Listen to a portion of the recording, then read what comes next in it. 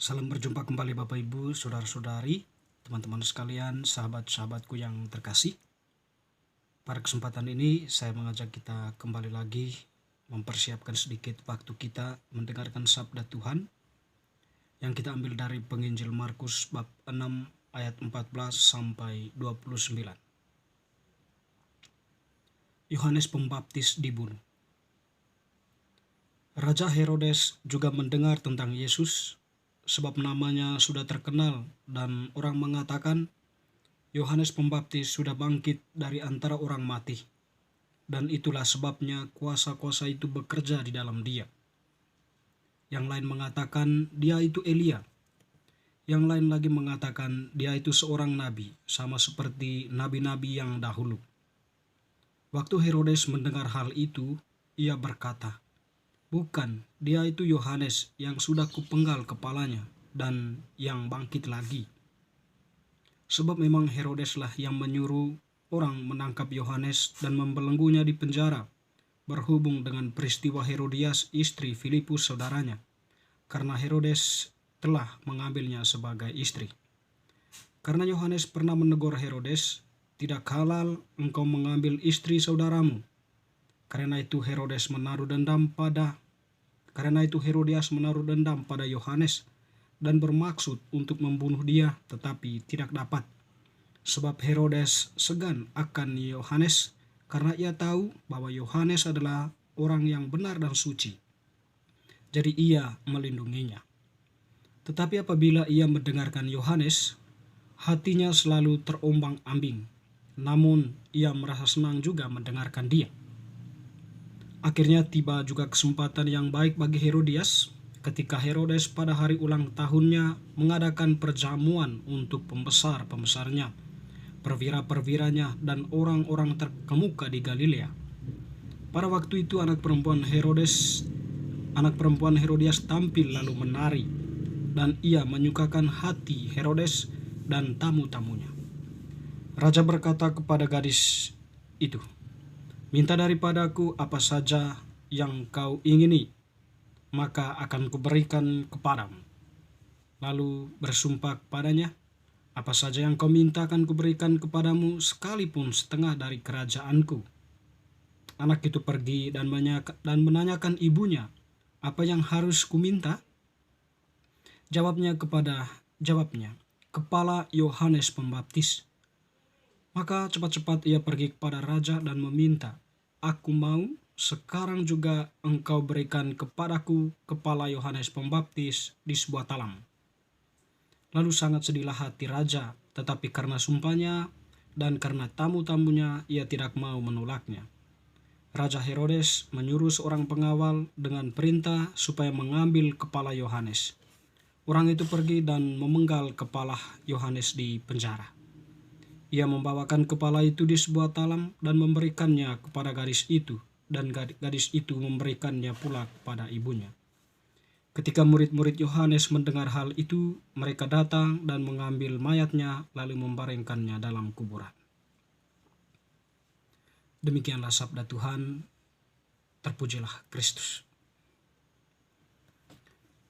Teman-teman saudara-saudariku yang terkasih, kita tahu bahwa Yohanes itu adalah seorang nabi yang mewartakan pertobatan sekaligus mewartakan kebenaran. Jadi seorang nabi itu mempunyai tanggung jawab untuk menyuarakan kebenaran. Nabi itu berada di pihak Allah, artinya apa yang dipikirkan Allah, apa yang dikehendaki Allah, itulah yang mereka pikirkan dan mereka kehendaki. Mereka tidak berjalan di luar apa yang menjadi kehendak Allah sendiri. Yohanes pun demikian. Jadi Yohanes menentang Herodes bahwa dia tidak halal untuk mengambil istri saudaranya Herodias untuk menjadikan istri, sebab itu adalah suatu perbuatan yang keji, yang tidak terpuji. Dan tentunya ambisi manusia, Herodes maupun Herodias, ketika ditegur seperti itu, ada rasa dendam kepada Yohanes Pembaptis, dan dendam itu pun terwujud di mana Yohanes Pembaptis dipenjara. Tetapi Herodias dalam hatinya tidak mengingini Yohanes Pembaptis itu masih hidup. Dia mau agar dia itu cepat mati, ya, dengan cara apapun. Nah, ketika acara ulang tahun Herodes dikatakan tadi ya, pada kesempatan itulah Herodias memanfaatkan anaknya, memanfaatkan momen untuk membunuh Yohanes Pembaptis. Alhasil dia berhasil uh, merancang suatu strategi di mana dia memakai anaknya meminta kepada raja adalah kepala Yohanes Pembaptis. Sumpah raja yang tak dapat diingkari lagi ya mengabulkan apa yang diminta oleh sang gadis berdasarkan perintah ibunya. Yohanes Pembaptis pun dibunuh dalam kesempatan itu. Singkat kata kita mengatakan bahwa kebenaran di sini terkadang menjadi kurban ya dari kekerasan, dari hati manusia yang penuh dengan nafsu. Ketika manusia terjebak di dalam nafsunya, atau ketika manusia itu berada dalam ambisinya yang kuat, dia seolah-olah kehilangan seberkas cahaya kebenaran dalam hati dan pikiran. Yang ada hanyalah subjektivitas, artinya hanya pikirannya sendiri yang benar.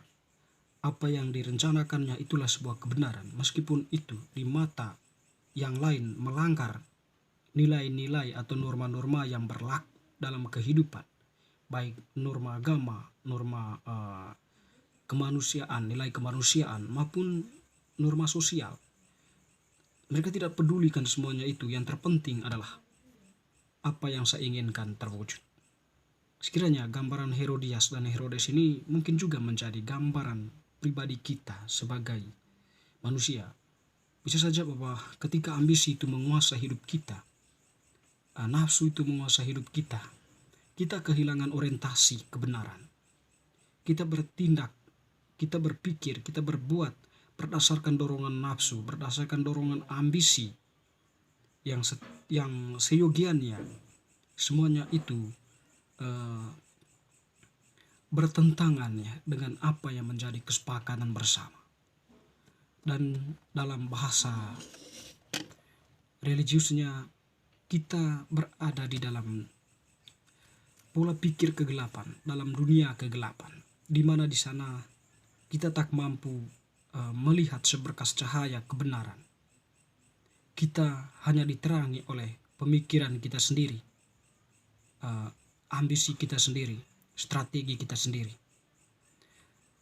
Ketika kita jatuh dalam situasi seperti itu, tentu dalam konteks hidup sosial maupun dalam konteks hidup keagamaan, diri kita sesungguhnya tidak bermakna, tidak menampilkan sesuatu yang bermanfaat bagi kehidupan bersama.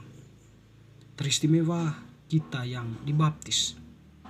Setidaknya pembaptisan itu sudah menjadi langkah awal bagi kita untuk berjalan di dalam kebenaran. Itu menjadi fondasi di mana dalam pembaptisan itu kita dibekali oleh ajaran-ajaran tentang kehendak Allah di dalam gerejanya, atau dogma-dogma atau hal-hal yang perlu diimani oleh seorang katekumen atau calon baptis. Dan ketika dibaptis, pendasaran itulah yang menjadi pijakan baginya dalam bertindak, dalam berbuat, berpikir, dan berstrategi. Singkat kata bahwa orang berada dalam cahaya kebenaran, orang berada dalam kehendak Allah. Posisinya sebagai nabi, dia berada dalam kehendak Allah, cara berpikir Allah, cara bertindak Allah. Setidaknya itu adalah hal yang perlu disadari sebagai orang yang telah dibaptis. Menampilkan diri dalam kerendahan hati berdasarkan kehendak Allah, bukan berdasarkan ambisi pribadi atau nafsu pribadi dengan mengorbankan orang lain. Yohanes Pembaptis adalah kurban dari kekerasan manusia. Dari bacaan ini kita belajar bagaimana seharusnya kita bertindak di dalam kehendak Allah. Belajar pada Yohanes Pembaptis, meskipun dia berkurban, tetapi kebenaran itu ditegakkan. Kebenaran itu tetap berada dalam kemuliaannya. Demikian pun kita, meskipun susah dan sulit untuk mewujudkan kebenaran itu, tetapi usaha dan niat kita setidaknya menjadi sebuah harapan baru bahwa apa yang kita lakukan itu Allah lah yang akan meneruskan, atau Allah lah yang akan memberkati, yang akan menyertai kita.